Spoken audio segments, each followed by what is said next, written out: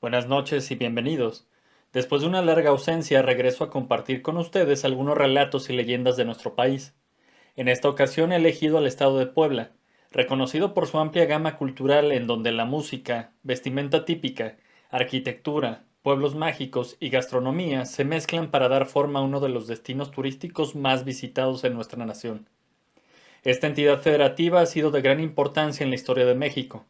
Dentro de él se han hallado los restos más antiguos del cultivo de maíz y camote en la región de Tehuacán. Fue la cuna de culturas que nos legaron algunas de las ciudades prehispánicas más importantes como Cantona y Cholula. Durante la época virreinal, la ciudad de Puebla llegó a ser la segunda urbe en importancia de la Nueva España, gracias a su ubicación estratégica entre la Ciudad de México y el puerto de Veracruz. Como estado, fue fundado el 21 de diciembre de 1823. A finales del siglo XIX fue uno de los primeros lugares en industrializarse, gracias a la introducción de telares mecánicos que favorecieron el desarrollo de las actividades textiles. Las ciudades y localidades más importantes del estado son, naturalmente, su capital, la heroica Puebla de Zaragoza, antes llamada como Puebla de Los Ángeles, Tehuacán, Cholula, Amozoc, Izúcar de Matamoros y Tecamachalco, por mencionar algunas. Es obvio que la cultura e influencia de la región se deba a la capital, que es una de las ciudades más antiguas de la República, fundada en los primeros años de la vida colonial, un 16 de abril de 1531, y construida de acuerdo con los planes del primer obispo de Tlaxcala, Julián Garcés. Esta ciudad es de una riqueza y un poderío político importante.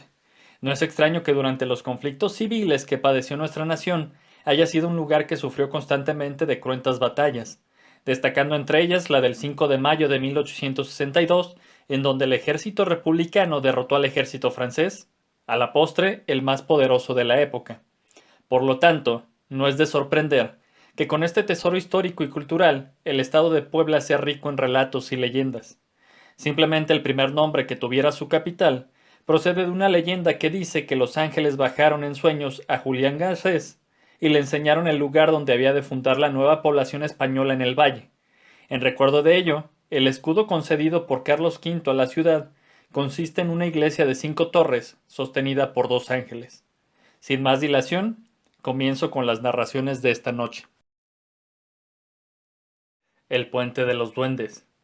Cuenta la leyenda que en uno de los caminos de Tehuacán existe un puente de piedra. Dicha construcción es un punto acechado por duendes que atraen a sus víctimas. Las arrastran hacia la parte baja del puente, haciéndolas desaparecer sin dejar rastro. Todo comenzó en una noche de invierno, en la cual un humilde campesino salió de una fiesta y ya avanzado el trayecto sintió mucho frío, por lo que decidió ir en busca de leña para encender una fogata. En su búsqueda llegó cerca del puente, donde pudo observar que en medio del mismo se encontraba una gallina grande y gorda. Debido a que además de frío tenía hambre, decidió atrapar al animal. El hombre hizo varios intentos de agarrarla sin tener éxito, pero de repente se percató de que la persecución lo había llevado a estar parado en uno de los extremos del puente.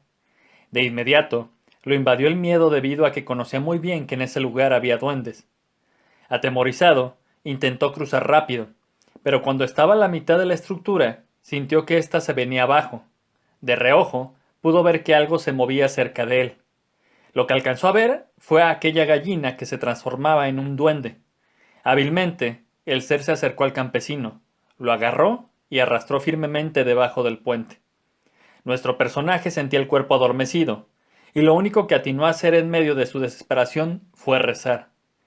Es aquí que oyó unos gritos lastimeros. Milagrosamente el duende lo soltó y se alejó velozmente. Como pudo, el hombre se levantó y sacando fuerzas, comenzó a correr rápidamente hasta perder el conocimiento. Cuando despertó ya era de día, y creía que todo había sido un mal sueño. Fue entonces que se percató de que su ropa estaba cubierta de plumas blancas bañadas en sangre. Es así que jamás volvió a acercarse a ese puente por lo que le restó de vida. Los justicieros del barrio de los Sapos. El centro histórico de la ciudad de Puebla se destaca por todas sus hermosas obras arquitectónicas, pero en su corazón se encuentra el antiguo barrio de los Sapos, el cual es muy concurrido por los visitantes. Es famosísimo debido a que el ambiente nocturno de este lugar es de los mejores de la ciudad, por lo cual es muy visitado por poblanos y turistas. Según cuenta la leyenda, dos seres procedentes del más allá merodean el sitio a partir de la medianoche. Fueron nombrados por el vulgo como los justicieros. Dicho mote proviene de la que parece ser su misión: dar un escarmiento a todos los trasnochadores, ya sean hombres o mujeres, que abandonan la seguridad de sus casas y el cariño de sus familias, con tal de tener una noche de excesos. Cuando son mujeres las que a altas horas de la noche se retiran de los centros nocturnos, observan a lo lejos a un pequeño cachorro de color negro. El diminuto can empieza a llamar su atención, y con sus cabriolas y ladridos, poco a poco logra que las damas se acerquen a él. Cuando finalmente llegan a donde está el animal y tratan de acariciarlo, éste se transforma en una horrible bestia que comienza a aullar de manera sobrenatural, haciendo con esto que las mujeres huyan despavoridas y muy seguramente se les baje la borrachera. En el caso de los varones, la aparición es distinta. Como te podrás imaginar, un cachorro no parece algo por lo que un hombre muestre mayor interés. Es por ello que en su lugar vislumbran una hermosa dama que se cruza en su camino. Es así que sin importar qué tanto alcohol lleven en la sangre, todos ellos se convierten en expertos don Juanes que intentan conquistar a la hermosa mujer. Lanzando piropos, cumplidos y palabras de amor al por mayor, van siguiendo a la dama. Ella les corresponde con coqueteos, contoneándose provocativamente, lanzando besos y miradas encendidas. Cuando creen haber logrado el objetivo, los galanes se acercan para coronar la faena con un beso. Es en este instante cuando la belleza se transforma en un macabro esqueleto, con una cabellera negra y larga que toca el piso. De más está decir que muchos de los desdichados se quedan sin aliento y fuerza a causa de la impresión. Los más desafortunados han sufrido un ataque al corazón y ahí han quedado. Es por ello que los espectros de los sapos se les conoce como los justicieros, ya que dan una lección a todos los parranderos.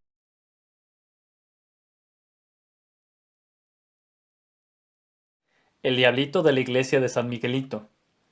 Cuenta la leyenda que en una pequeña iglesia construida ya por el siglo XVI y ubicada en el barrio de San Miguelito, en San Pedro Cholula, en el estado de Puebla, un día, a la entrada del recinto apareció una curiosa estatua en forma de diablo. La comunidad en general no sabía quién la había colocado ahí, pero se rumoraba que tal vez la habían encontrado enterrada, y al ser confundida con un objeto prehispánico, alguien la había desenterrado. Otra teoría que se maneja es que un hombre, al darse cuenta de los poderes maléficos que el diablito tenía, decidió mejor dejarlo en el templo para que alguien lo controlara. El sacerdote del lugar decidió colocarlo dentro del templo e inclusive le mandó a hacer una pequeña vitrina de vidrio y de madera para ahí guardarlo, pero fue después de varios intentos que por fin logró que la figura pudiera ser guardada dentro de la caja. Pasaron varios días hasta que alguien se percató que la caja se encontraba arañada, por lo que decidieron limar las uñas a la estatua, y es que además los accidentes en la llamada Curva del Diablo, ubicada a pocos metros de la iglesia, eran cada vez más frecuentes, y no obstante con eso, la estatua parecía movida cada que uno de esos sucesos fatídicos acontecía.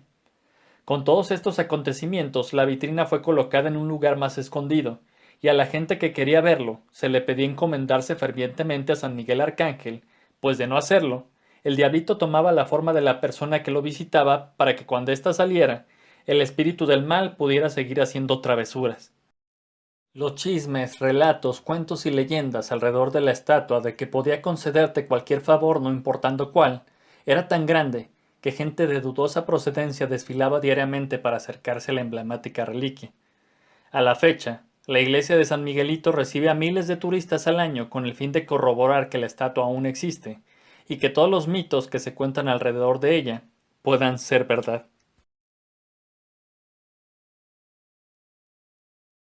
El Callejón del Muerto. El barrio de Nalco es una de las zonas más antiguas de Puebla. Data desde los días de su fundación, de modo que existen leyendas sobre el barrio, sus lugares y personajes. Una de las más famosas tiene lugar durante la colonia. Era el año de 1785, y en una noche olvidada daban las 3 de la mañana, cuando doña Juliana Domínguez, esposa de don Anastasio Priego, hombre acaudalado y dueño de un mesón, comenzó con los dolores de parto, y era necesario ir por la partera, doña Simonita. El hombre corrió por su sombrero, capa y espada, y pidió a la servidumbre que fueran preparando todo lo necesario para el alumbramiento, mientras él regresaba con la partera.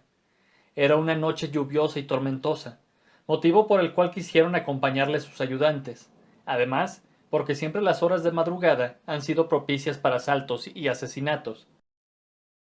Don Anastasio no quiso la compañía de nadie y se dirigió solo hacia la parroquia de Analco, tomando rumbo hacia la calle de Santo Tomás. Por lo oscuro de la noche iba alumbrándose con una lámpara de aceite cuando de improviso lo sorprendió un tipo quien en forma enérgica y poco cortés desenvainó su espada y se la puso en el abdomen al señor Priego. Al mismo tiempo le exigía que le diera todo el oro que cargaba o perdería la vida. Don Anastasio siempre se caracterizó por ser diestro en la esgrima. Era tan hábil que pocos lo retaban, razón por el cual dio un salto y sacando su espada con la rapidez de un relámpago, la hundió en el corazón del asaltante, quien inmediatamente cayó muerto. Priorizando la ayuda que requería su mujer, se fue a buscar a la partera. Siguió su camino y llegó hasta el hogar de ésta para dirigirse a su casona. Obviamente, le platicó lo sucedido a doña Simonita. Pasaron por el puente de Obando, evitando regresar por el mismo rumbo. Cruzaron la plazuela de Analco y llegaron al mesón, justo a tiempo para recibir a un par de gemelos. Al terminar su trabajo, don Anastasio acompañó de nuevo a la partera. Más que por cortesía, fue por regresar al lugar del crimen donde encontró el cadáver rodeado de curiosos que oraban por su alma. A partir de ese momento, le empezaron a llamar el Callejón del Muerto. Su antiguo nombre fue Callejón de Illescas. Se cuenta que desde ese momento comenzó a parecerse el asaltante a todo aquel que pasaba horas no apropiadas, motivo por el cual don Marcelino Illescas, vecino del lugar, mandó a hacer misas en su honor. Pasó el tiempo, y una tarde de agosto, en el atrio del templo de Nalco, llegó un hombre que abordó al sacerdote, al mismo tiempo que le tomó del brazo pidiéndole que lo confesara. Como el sacristán ya iba a cerrar la iglesia, el padre Panchito, como cariñosamente lo llamaban, le pidió que no lo hiciera porque iba a entrar al confesionario. El tiempo transcurría y el sacristán entró a la iglesia, pero ni el sacerdote ni el hombre se encontraban en el lugar. Extrañado de que no los hubiera visto salir, procedió a cerrar el templo. La noche pasó. Era bien sabido que todos los días, a las 7 de la mañana, el padre Panchito celebraba misa. Pero esa mañana no sucedió así. El párroco y el sacristán acudieron prestos a casa del sacerdote, y fue grande su sorpresa al encontrarlo muy grave, agonizando debido a la tifus.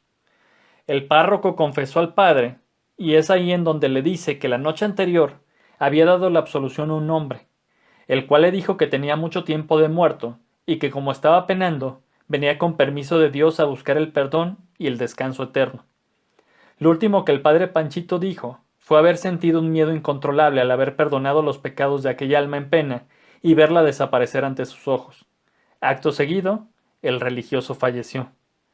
Se cuenta que con esta acción terminó el penar de esta alma, y al callejón solo le quedó el nombre porque nunca más apareció el muerto.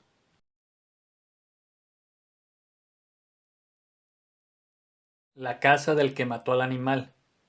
Narra una antigua leyenda que por el siglo XVI en la antigua ciudad de Puebla de Los Ángeles, en una casona en la calle 3 Oriente, número 201, entre las calles 2 y 4 Sur, vivía don Pedro Carvajal, hombre de grandes riquezas y buena posición.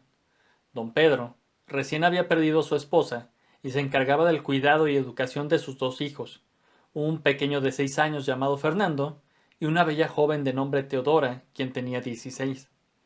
Se asevera que era tal la hermosura de la joven que más de la mitad de los hombres en Puebla suspiraban por ella, pero nunca se fijaba en ninguno, ya que le eran indiferentes.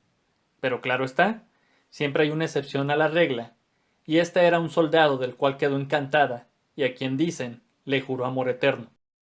Como las cosas del corazón suelen salir a la luz tarde o temprano, don Pedro se enteró de que alguien pretendía a su amada hija, pero al saber de quién se trataba, el opulento hombre se opuso a la relación debido a que el enamorado no pertenecía a una clase social alta y prohibió tajantemente cualquier tipo de unión entre ellos.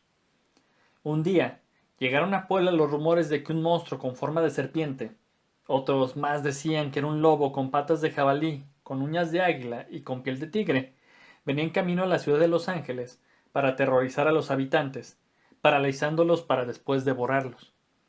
Los rumores crecían conforme el tiempo transcurría y los ataques se hacían cada vez más cercanos. Quiso así el destino que un fatídico día el animal se desplazara hasta la casa de don Pedro. Se escabulló sin ser notado hasta el cuarto del pequeño Fernando y sin mucho esfuerzo lo paralizó. Teodora, por una cruel broma de la vida, entró en ese preciso momento y soltó un aterrador grito clamando por ayuda. A pesar del escándalo, el monstruo devoró al pequeño.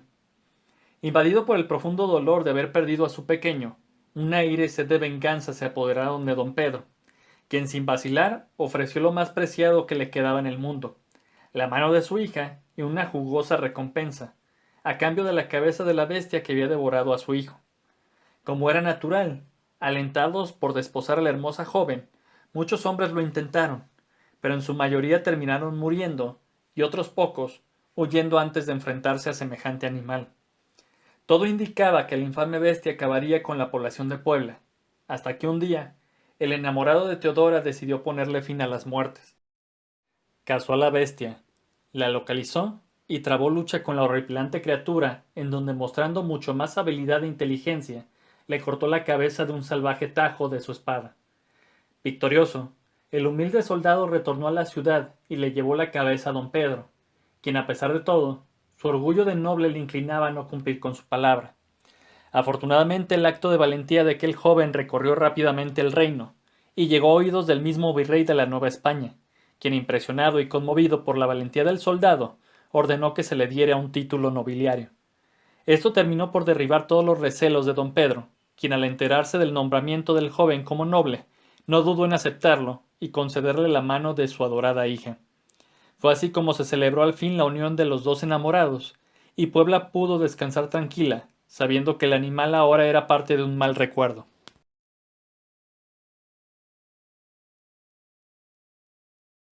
El niño panteonero de Momoxpan. Hubo un tiempo en que se escuchaba por doquier el relato de la aparición de seres escurridizos que tan pronto aparecían en los cuartos y patios de las casas de Momoxpan, desaparecían en un abrir y cerrar de ojos. En otras ocasiones se escuchaba el arrastrar de cadenas o hierros muy pesados, lo que resultaba incomprensible para los pobladores. A lo anterior se agregaba que en ciertas partes del propio piso de tierra a veces emergían pequeñas flamas azules, lo que les hacía casi morir de miedo a los momoxpenses de aquella época. El relato a que voy a hacer referencia narra que una noche, a la niña llamada Guadalupe Schomilt, de escasos 6 años, quien se distinguía por su inocencia, se le apareció de la nada un niño de aproximadamente 5 años de edad, vestido con taparrabo y guaraches. Guadalupe quedó como petrificada, no tanto por la súbita aparición, sino por la extraña apariencia de este infante. Recobró un poco el control de su cuerpo cuando el menor le pidió que rascase exactamente abajo del lugar donde ella tendía su petate para dormir. Extrañada por la petición, la niña le preguntó: ¿Por qué me pides esto? A lo que contestó el niño: Mis padres están enterrados ahí y no descansarán hasta que sus restos sean llevados a un lugar sagrado. Y luego agregó: Existe mucha gente enterrada en varias partes de la población. Todo esto culpa de los feroces hombres que masacraron a mis hermanos indígenas. Guadalupe, como era muy sensible, no soportó mal la interacción con este espíritu y cayó desmayada. Lo lamentable de todo este suceso es que después de este primer contacto siguieron muchos más. La niña desmejoró mucho y cayó gravemente enferma. En sus desvaríos relataba a sus familiares lo que sufría al observar a diversos fantasmas concurriendo para pedirle ayuda. Todo este esfuerzo fue más de lo que la pequeña Lupita podía manejar. A los pocos días murió. Estos fatales hechos se sufrieron en otras casas, cuyos vecinos se convencieron de que efectivamente, en varios lugares de Momoxpan, hay restos de seres que por no estar en un camposanto, sus almas no encuentran reposo. Con el paso de los años, al ir remodelando sus casas, los habitantes de esta población han encontrado cadáveres de personas, que pertenecían seguramente a los antiguos pobladores. Como corresponde a la tradición actual, todos estos restos recibieron cristiana sepultura. La Fuente de los Muñecos. Este famoso lugar se encuentra ubicado en el barrio de Xonaca. Encierra una trágica historia que ocurrió hace muchos años. Cerca del lugar existe una finca propiedad del entonces gobernador del estado, Maximino Ávila Camacho, hermano del presidente de México. El caballerango de esta finca veraniega vivía con su esposa y 2 hijos, una niña y un niño, que tenían 6 y 7 años de edad, respectivamente. Ellos eran muy traviesos y cuentan que un día lluvioso salieron con rumbo a la escuela. Llevaban una sombrilla, y el niño iba abrazando a su hermanita para protegerla de la lluvia. Así es como los vieron por última vez, ya que al pasar las horas y declinar la tarde, no regresaron a casa. Inmediatamente sus padres pidieron información y después ayuda a los vecinos.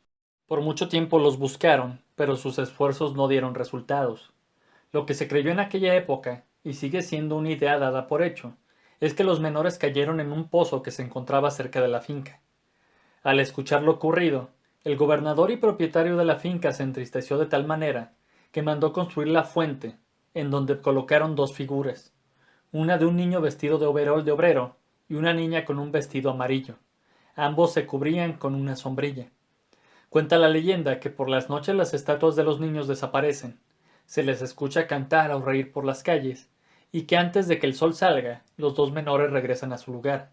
Algunos lugareños aseguran ver los zapatos sucios y las rodillas raspadas de las estatuas, como si éstas jugaran en la noche. Actualmente la fuente se encuentra descuidada y a la estatua del niño le falta el brazo con el que sostenía la sombrilla que los cubría de la lluvia.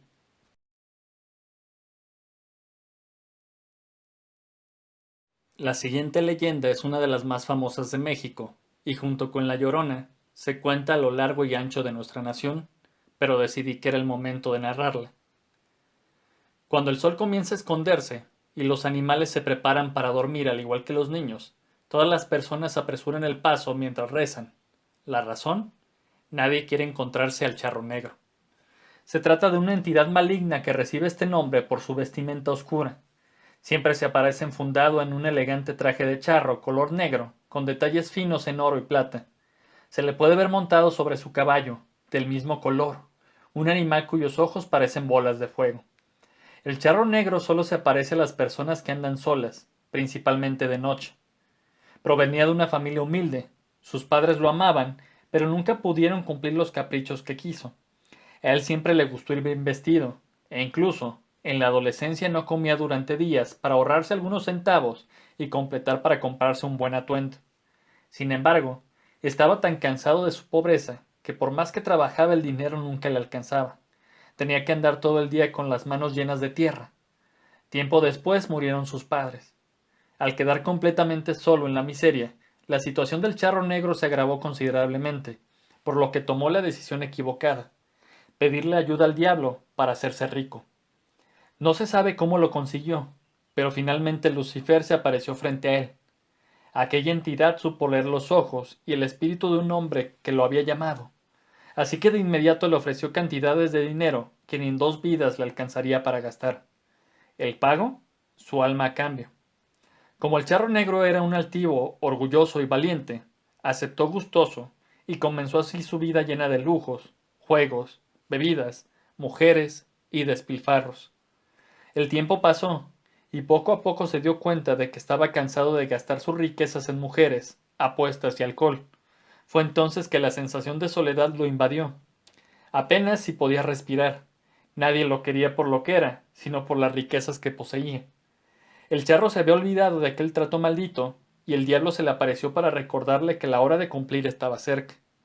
El susto lo invadió hasta el último rincón de sus entrañas, al recordar que su alma tendría que irse al infierno, y por esta razón comenzó a ocultarse. Mandó al personal de su hacienda a poner cruces por toda la propiedad y construir una pequeña capilla.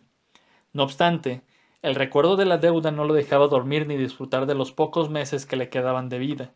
Así que en un arranque de miedo, tomó a su mejor caballo, junto con una bolsa que contenía unas cuantas monedas de oro, y emprendió el viaje durante la noche para que nadie lo viera huir. No contó con que el diablo se dio cuenta de que el charro negro estaba faltando a su palabra, así que se le apareció de frente con el fin de llevárselo. El demonio le dijo: me iba a esperar a que murieras para cobrarte la deuda, pero como te ocultas cobardemente de mí, te llevaré ahora mismo. Sin darle tiempo de responder, el charro negro ya no tuvo hacia dónde huir. Sus brazos habían comenzado a secarse y la carne a desaparecer. Solo quedó su ajuar encima de los huesos blanquecinos. El diablo le volvió a decir: veo que tu bestia te es fiel, por eso ha de ser maldita igual que tú, y condenada a acompañarte en tu viaje hacia el infierno. Aunque de vez en cuando quiero que hagas algo por mí. Vas a cobrarle a mis deudores. Si haces bien tu trabajo, dejaré que el hombre que acepte esa bolsa con monedas de oro que traes tome tu lugar. Desde entonces, aquel hombre fue condenado a sufrir incontables tormentos en el infierno, y a salir de ahí solo para cobrarle a quienes tienen deudas pendientes con Lucifer. Esto solo con la esperanza de que alguna noche, algún ambicioso como lo fue él, traicionado por la avaricia, tome su lugar, y así el charro negro y su caballo puedan descansar en paz.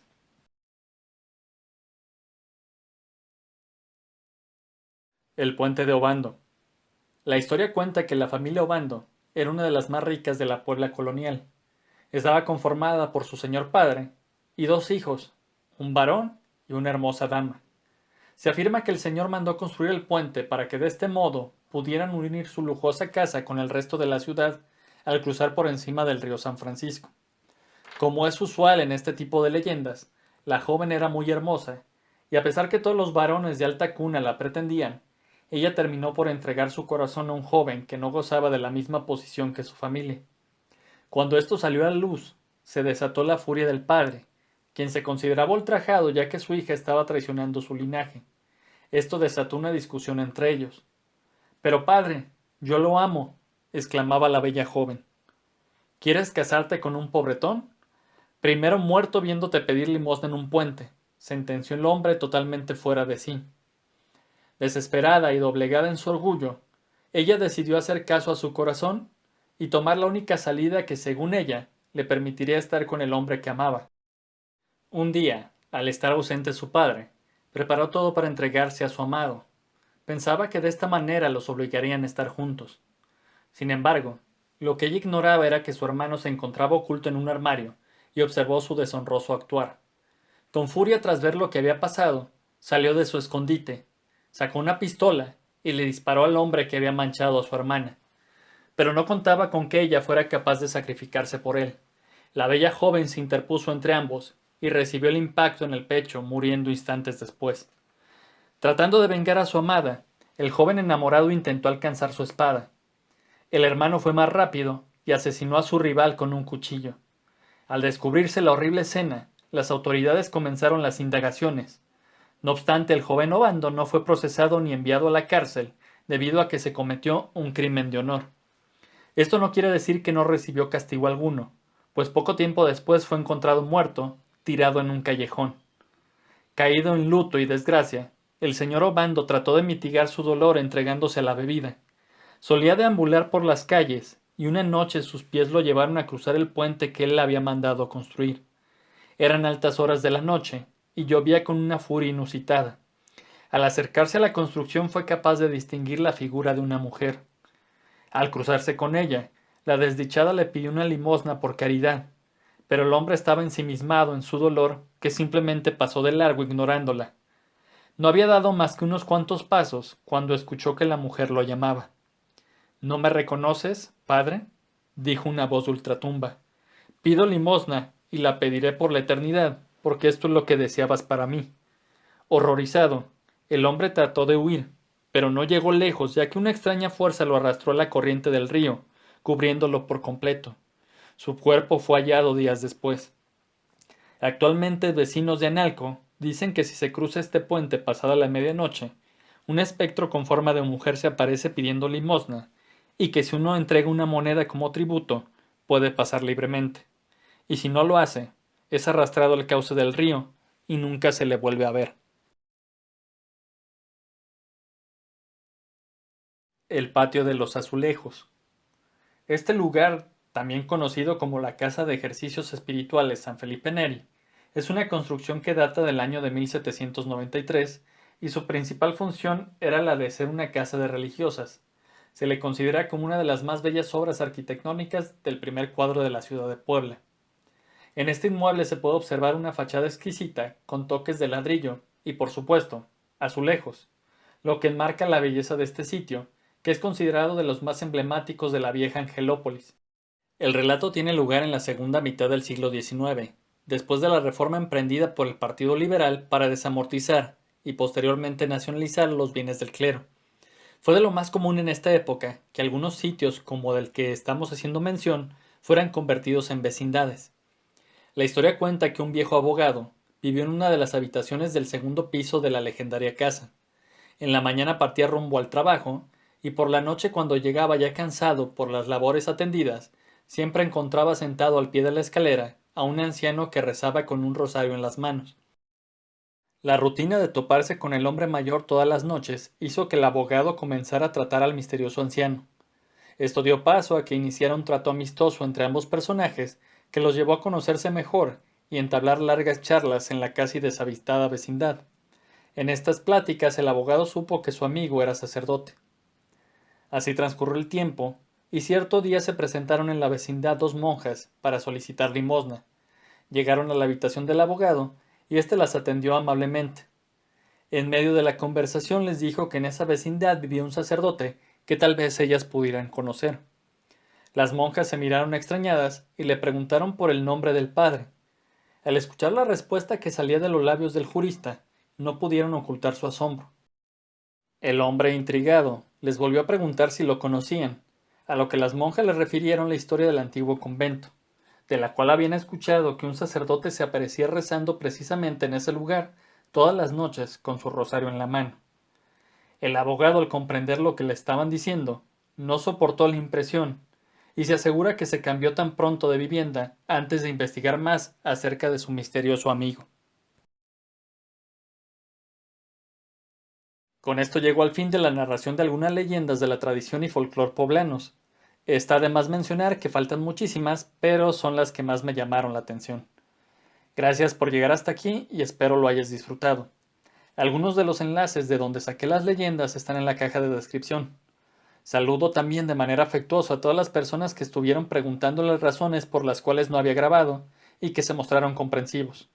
Ignoro de todos modos cuándo vaya a ser nuevo video, pero espero que no pase mucho tiempo. Sin más, les deseo que tengan una excelente noche y hasta pronto.